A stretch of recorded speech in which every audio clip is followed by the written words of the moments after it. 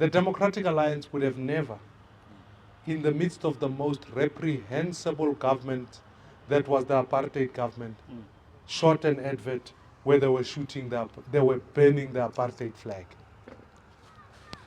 They would have never done that. Yes. So clearly their first issue is with the new South Africa. The second issue that I hold is whether if you are interested in democracy, I wonder if the Americans, upon the election of President Trump, would you then have said, let the Democrats also take out adverts that burn the American flag?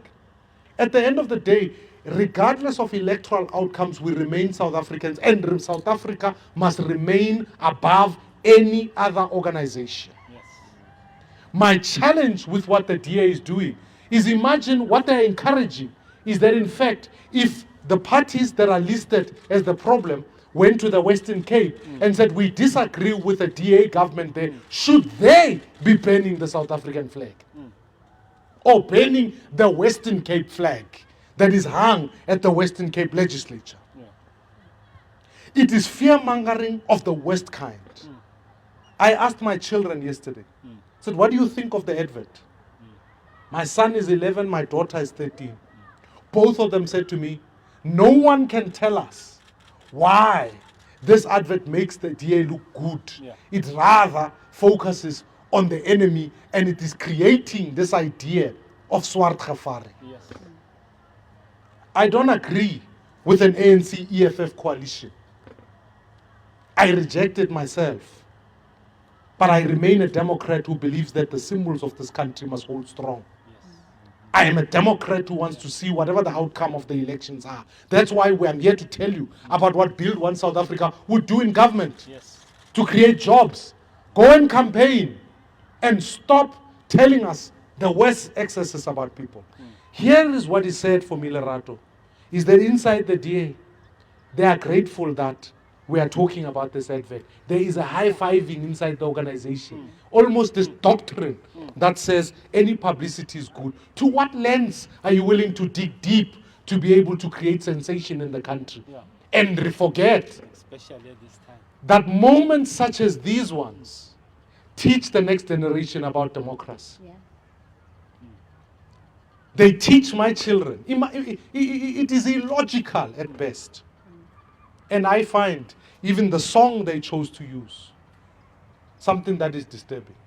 In this election, for the first time in 30 years, the ANC will lose its majority, but they will do anything to stay in power.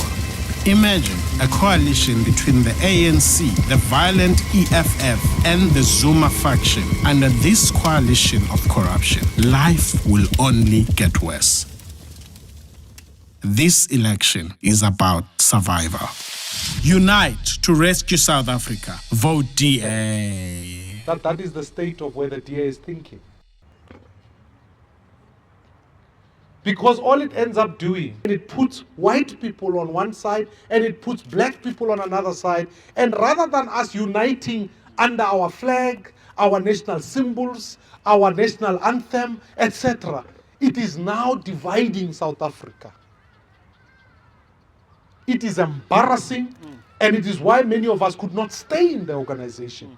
When I left and I said I want to build one South Africa, that one South Africa has a flag, that one South Africa is democratic, then South Africa will ensure that a coalition that works is a coalition that upholds these values. It's not going to be a coalition of people who want to take us backwards, and that includes the ANC, the EFF, and the DA, as it happens.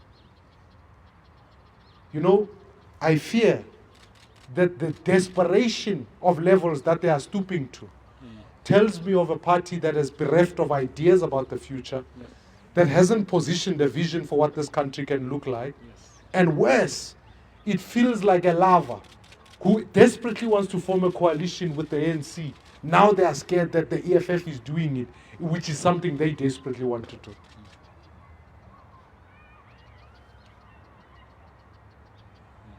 It is deeply, deeply disturbing. But I'm asking South Africans, vote for change, and that change must be about the future of this country.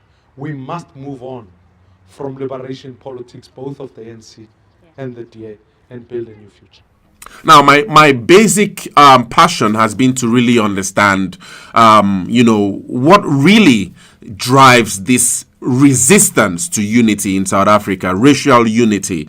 And Mmusi Maimane here opens a Pandora box about how, it might seem that this whole push for racial diversity has a ceiling.